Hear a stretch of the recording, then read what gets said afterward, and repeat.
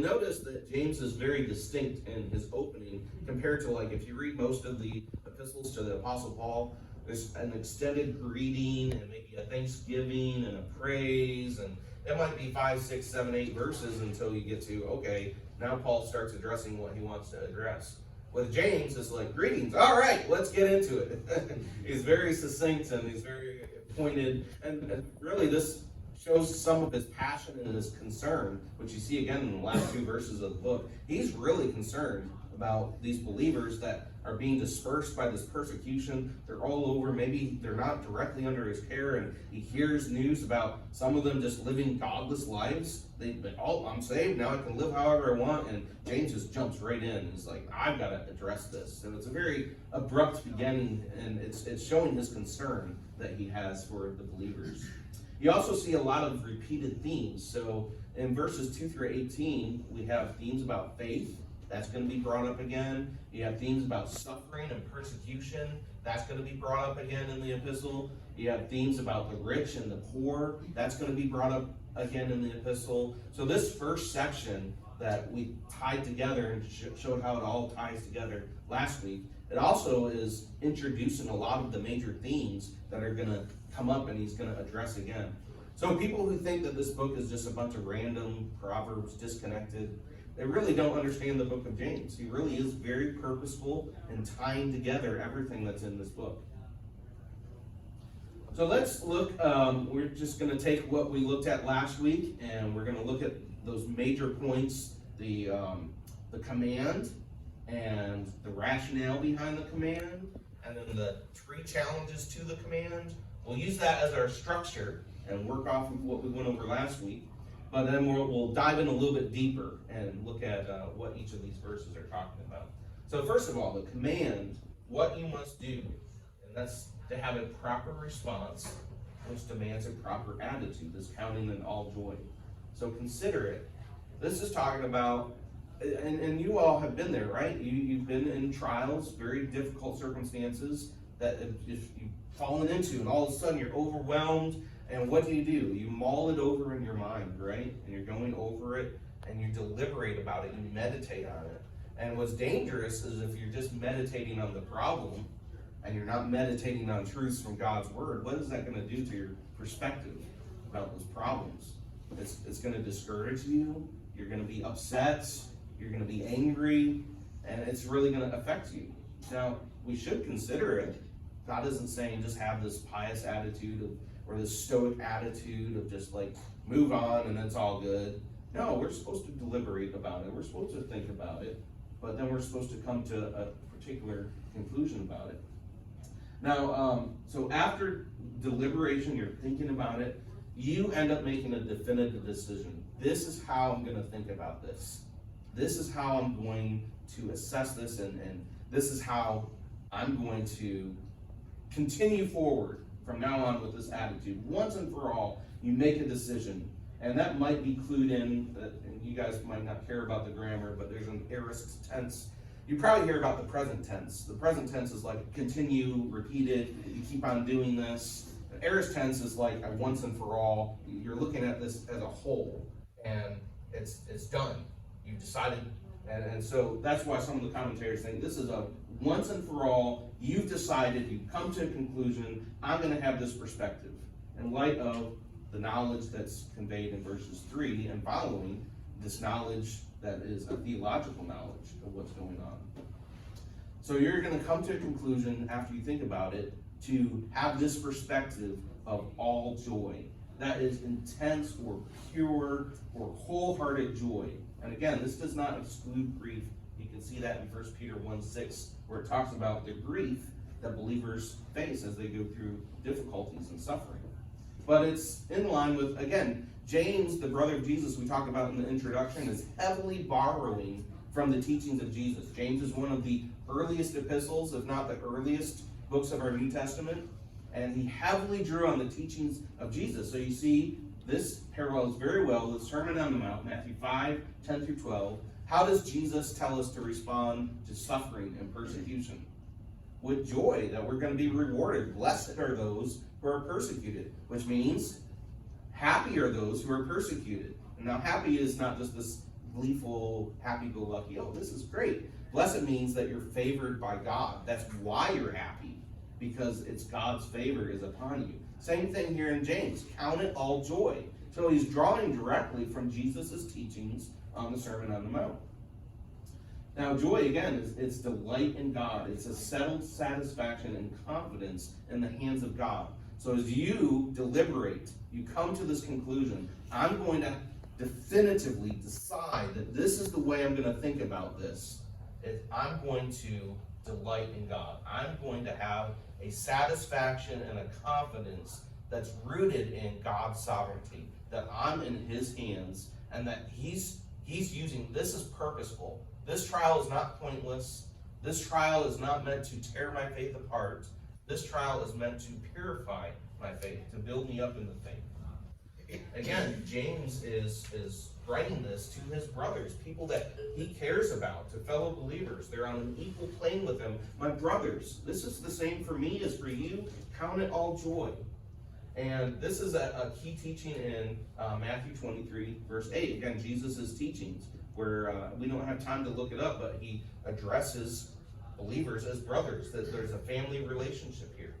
And this is a repeated refrain throughout the whole entire book of James. Every single time that James opens up a new topic, he's doing it with an endearing, I want to rescue you away from an unstable faith. My brothers, I'm appealing to you. So you look throughout the book of James and you see this address, my brothers, in 1 verse 2, and 1 verse 19, and 2 verse 1, 2 verse 14, 3 verse 1, 3 verse 10, and 12. Now chapter 4 it's missing because he addresses them as adulterers and adulteresses. He's very confrontational in that chapter. So you can have an endearing love and concern and also be very confrontational. And you'll see that he returns to his my brothers, again in verse 4, 11, 5, 7, 5, 9 through 10, 5, 12, and 5, 19. When he is confronting, he's doing so out of love, a faithful wound of a friend. And when are we supposed to consider it all joy, my brothers? Whenever. There's no trial that's excluded from this command. And this is very tough for some people because you think of the extent of the hurt and the pain and the wickedness that people have faced, the trials that they're facing.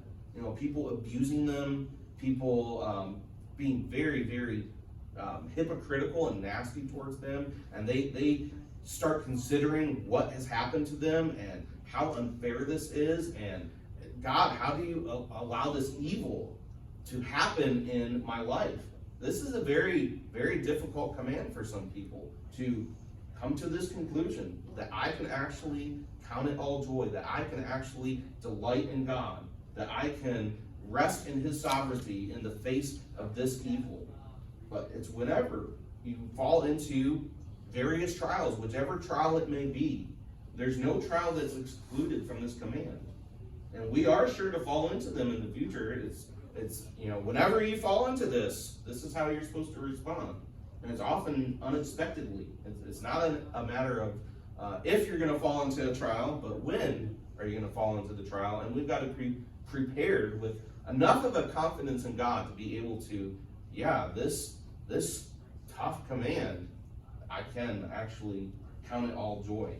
And this is where James is going to answer the why. Why can you do this? Or why must you do it in verses 3 through 4. So if somebody's struggling over the difficulty of this command, and if it doesn't sound difficult, maybe it's because we're not putting ourselves in the shoes of the people who were dispersed and lost their jobs and their family and their heritage, and they're being persecuted or whatever. You're not thinking of the extent of the difficult trials that somebody might be facing. This is a tough command, and this is an impossible command, really, is what it is. Left to ourselves, verses 3 through 4 have to enable us to follow this command, the rationale.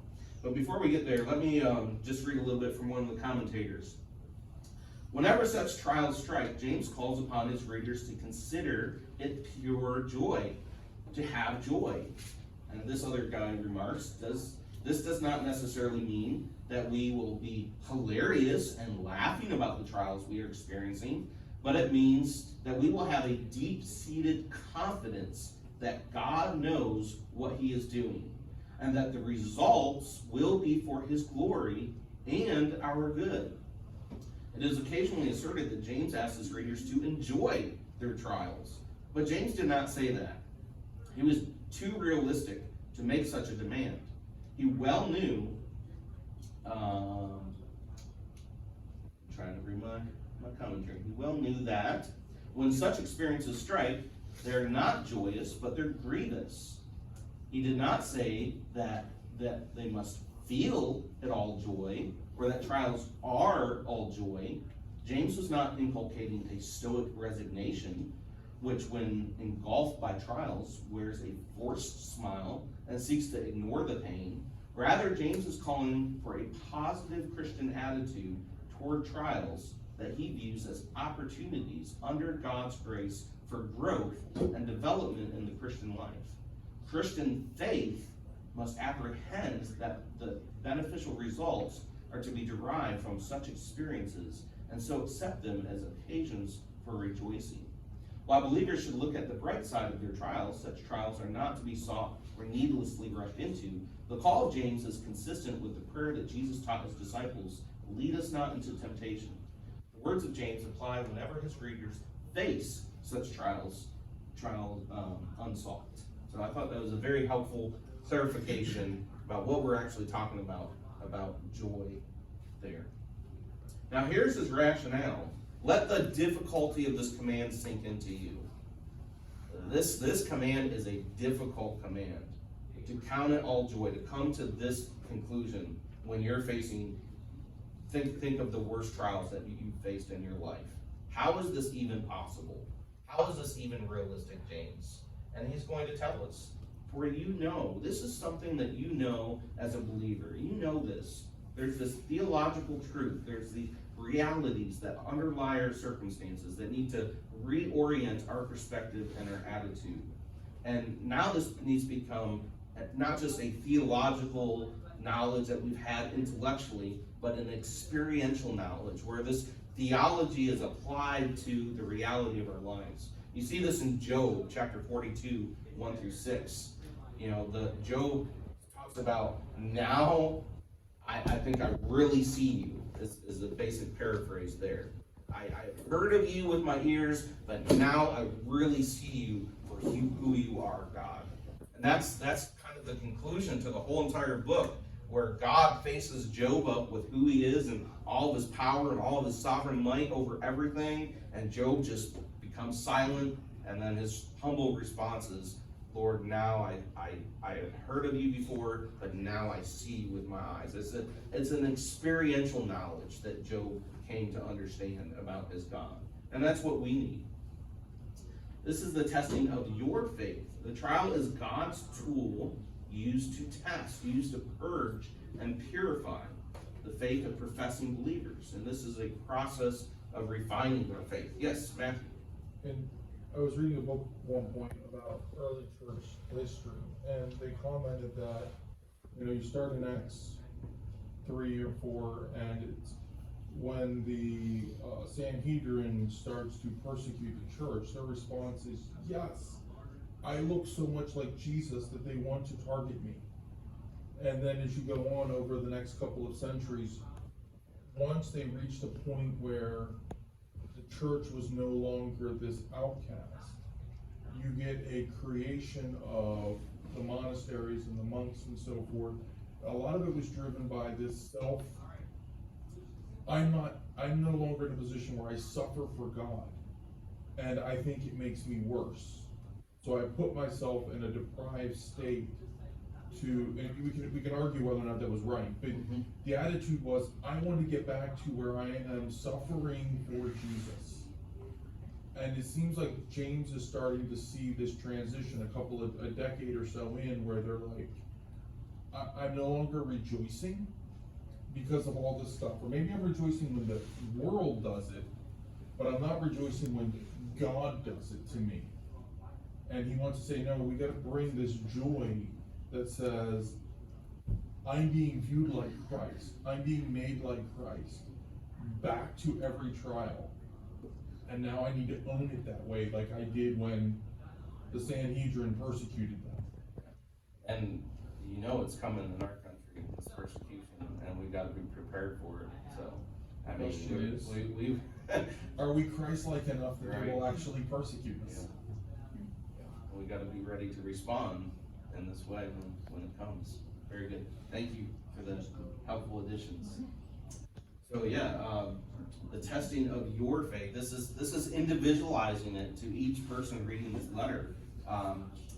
Sometimes the Bible speaks of the faith, which is the belief system of Christianity. Sometimes it speaks of people's faith, their subjective response to God. So this is what we're talking about. The individualized faith in God is being tested to see if it's genuine, the genuineness of one's faith. And the result or genuineness of faith will be proved by one's response to the suffering.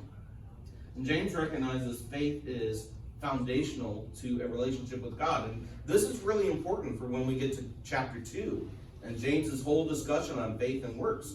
James is not undermining the importance of faith as the foundation to a person's relationship with God.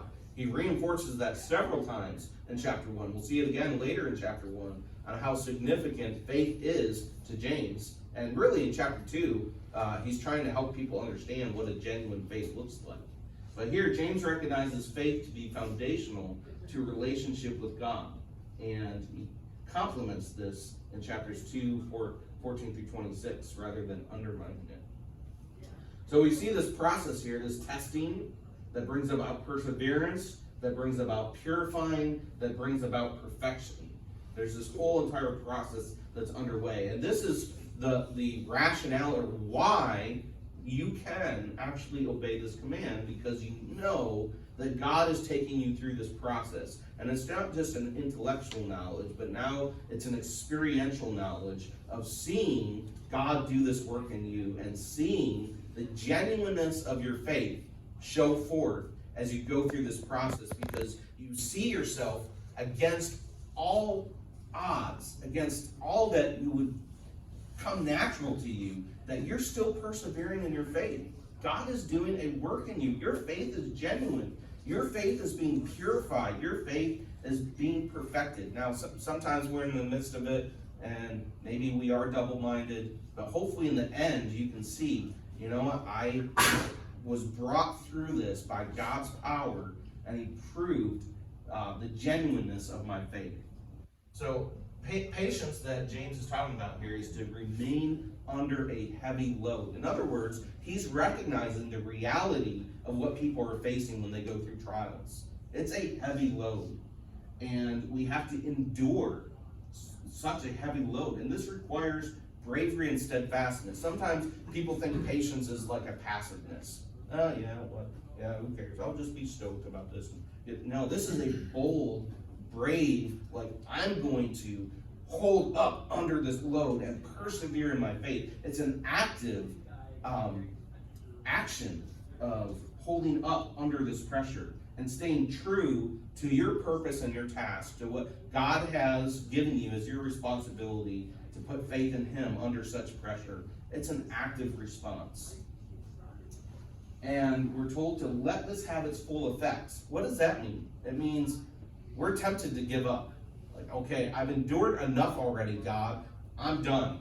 I don't want to keep on doing this. And James is like, no, don't give up. Keep persevering. You got to keep holding up under pressure. Keep having this boldness. Keep going. Don't give up. Don't derail the process by giving up or giving in. Keep enduring so as to achieve the intended goal, which can only be accomplished through this purifying process. Keep persevering. God will keep purifying you, and in the end, he will perfect you. He'll complete or make whole or make mature. He'll fully develop, fully round out all the character that's needed in a faithful believer, and the intended outcome or goal will be accomplished. And it brings us to the point where we won't be lacking in anything. The sanctifying work that God intends to produce is what is lacking in us. And he wants to bring us to a point where we're not lacking in anything. We're not lacking in anything that God intends to produce in us.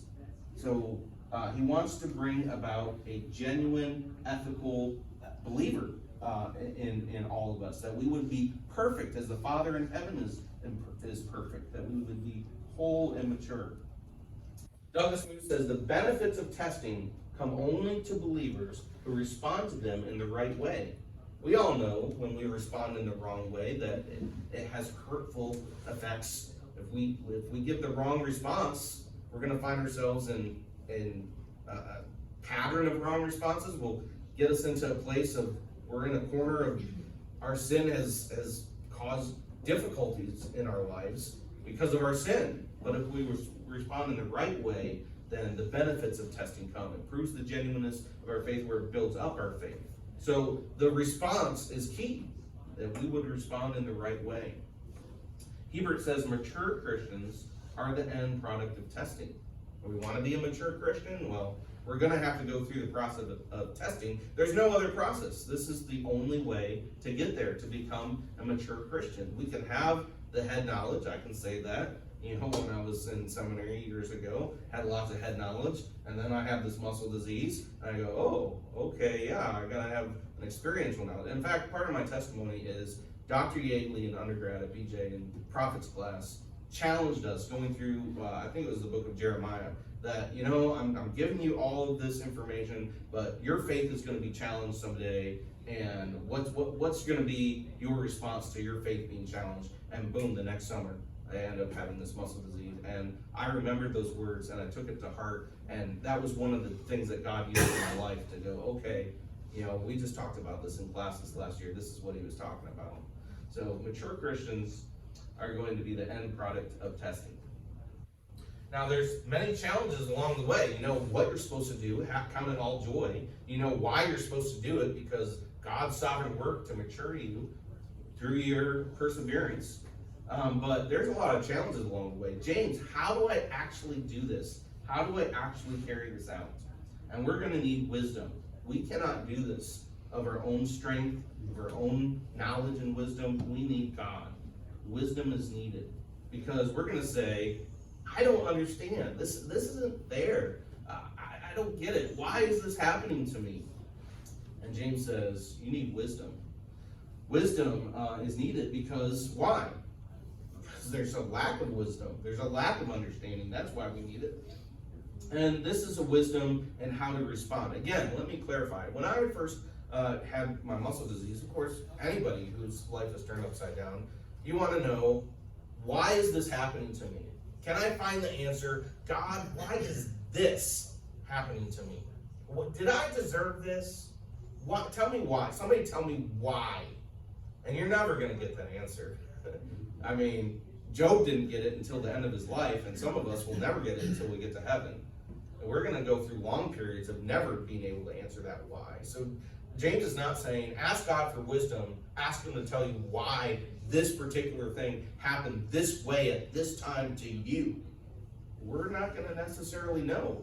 We get a peek into the behind the scenes of what's going on in heaven between Satan and God, and Satan is challenging Job's genuineness of his faith and God's character. And God's like, all right, I'm going to show you, Satan. This is my character, and this is Job's character.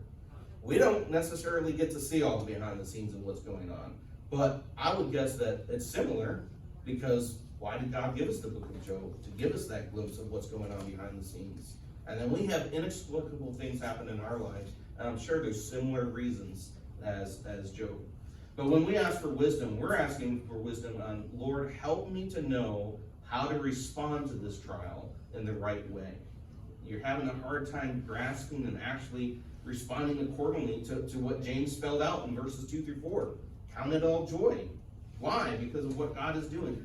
Yeah, but I still, this is so hard to understand and actually do. Help me. Give me wisdom, Lord, to actually understand verses 3 and 4 of your sovereign work in this, and help me to actually know how to count it all joy.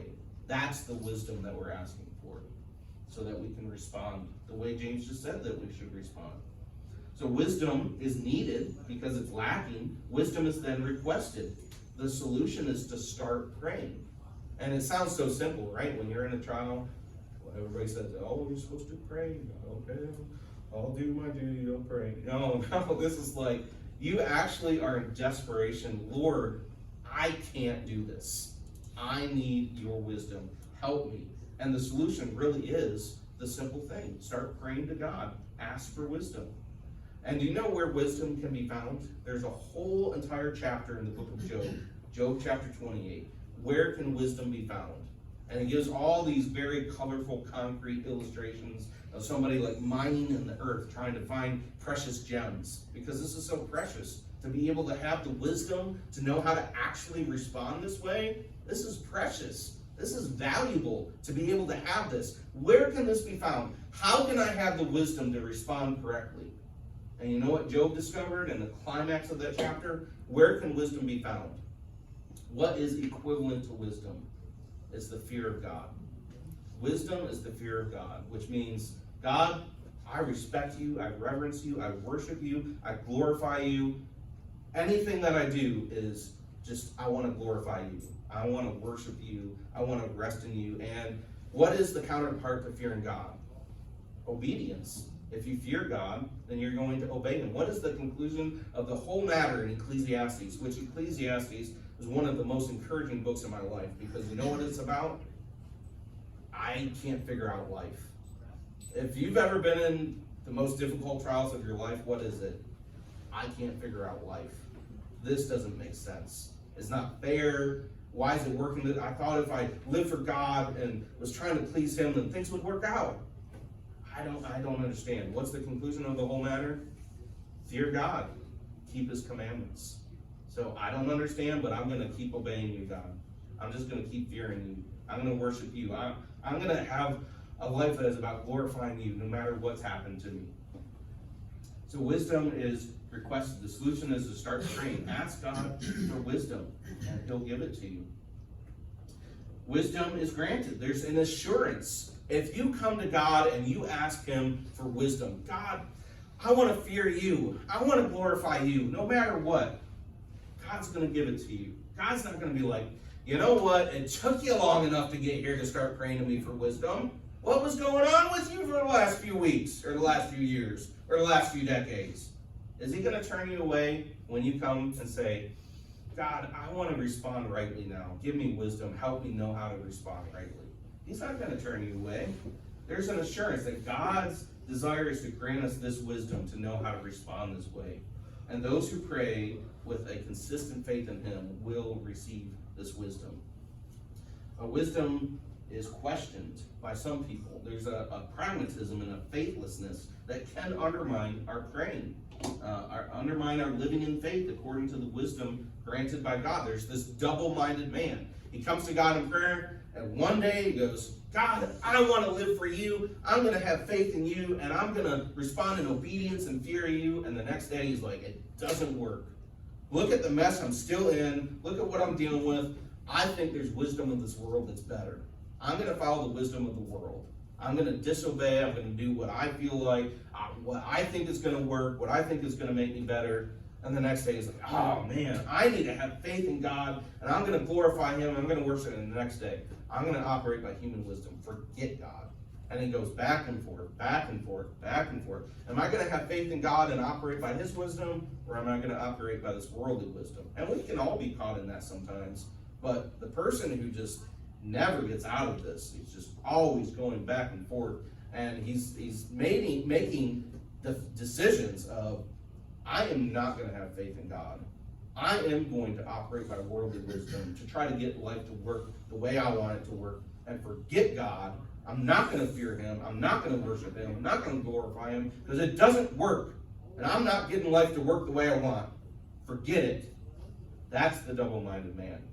It's not somebody just kind of like struggles a little bit. It's somebody who's making a definitive decision to not really trust in God anymore and not really live for him anymore. And they're going back and forth, back and forth. James viewed wisdom as related to the practice of righteousness in daily life. And the double-minded man is the one who's deciding not to practice righteousness in his daily life because he thinks there's a better way than following God. Wisdom is the moral discernment that enables the believer to meet life and its trials with decisions and actions consistent with God's will. So I know I'm flying through these, but I know it's going to take me all next week too to get through this. So The spiritual perfection that is the goal of trials, verses 2 through 4, will be achieved only when divine wisdom is present. We cannot do this. Again, you get to the difficulty of the command in verse 2, and even with the explanation in verses 3 through 4, but how do I actually do this? The key is you need divine wisdom, divine enablement, because we can't do it on our own. So continuing this section on how can we do this, the challenge of disgust and double-mindedness. If any of you lacks wisdom, again, it assumes the great potential of the need. Do you recognize your need to be dependent on God? You know, when we're under trials, that's kind of one of the purposes of the trials, so that we would recognize our need to be dependent on God. Apart from the trials, would we recognize that need nearly as deeply? Of course not. So we are to ask God to help you see this trial in light of His spiritual working and purpose in your life. Ask Him to help you trust Him even when you don't have the eyes to see what His good and glorious plan is through such suffering or evil that's done to you. Let him ask of God. God is the source of wisdom. Read Proverbs 2, 1 through 6, and it piles up all of these different adjectives about seeking after. I mean, the desperation, the search, the seeking for. I believe it's the fear of God or wisdom. And you get to verse 6, and God is the one who's the source of wisdom. So we must go to Him. Of course, prayer is the answer. God is the source of wisdom. And you're asking God to give you something. You're asking God to give you something, not do something for you. So usually we ask God, hey, get me out of this. Let me get through it. No, ask God in the midst of us. Give us wisdom so that we can go through this. Equip you to handle it. Not escape from it necessarily, but equip you to rightly handle the trial with wisdom. Fearing the Lord and doing what's right in this trial. And we're told that God is the one who gives generously and without reproach. God is by nature a giving God who wants us to come to Him for this wisdom. It is ours for the taking. We can be enabled to rightly respond, to actually respond with joy. If we go to God, and He'll give us the ability to respond that way. The offer is available to all who come, and God wants our welfare. He's not double-minded in His giving out of wisdom or not. And He welcomes the needy to come, even when we should have come to Him in dependence earlier on. And we'll wrap up with this. Here's the challenge. Our responsibility in all of this, don't be double-minded in our response to God, in our response to Him offering to give us this wisdom. Embrace it by a steady faith and live accordingly. Believe and don't doubt God's wisdom. Living in the fear of the Lord by faith. Don't go back and forth on that. Living by sight is going to be pragmatic, whatever works. Is it working or not? Well, I guess I won't. Maybe I will. Maybe I won't. I don't know. Whatever. Is life starting to work out for me? Maybe I'll live by God's wisdom, obedience, and the fear of the Lord. Maybe not. Maybe disobedience and worldly wisdom will get me in a better spot.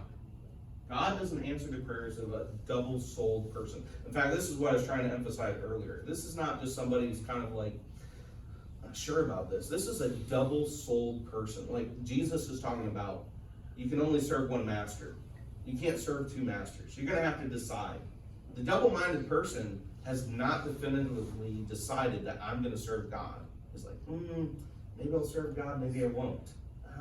Can I live for myself and God? It's a double-souled person. It's something that's deep within them spiritually, where they're revealing something about them, where you're to the point where I'm not sure if I have assurance of salvation of this person, because they're responding in such a horrible, godless way to their trials. And they'll talk kind of the God talk once in a while, but the whole way that they're living is just like they're not operating according to God's wisdom, fearing the Lord and obeying Him. That's the double-minded person, a double-souled person. And James uses this illustration from nature. And all throughout his epistle, James loves to use illustrations from nature. A lived out, steady demonstration of faith is one that's not tossed about just like, have you ever been in or seen shows where people are in a storm and they're about to die because they're being tossed about. That's the picture that he's given us. And literally it is, don't dispute with yourself or doubt. Going to God in prayer, Lord, help my unbelief. That's what we need.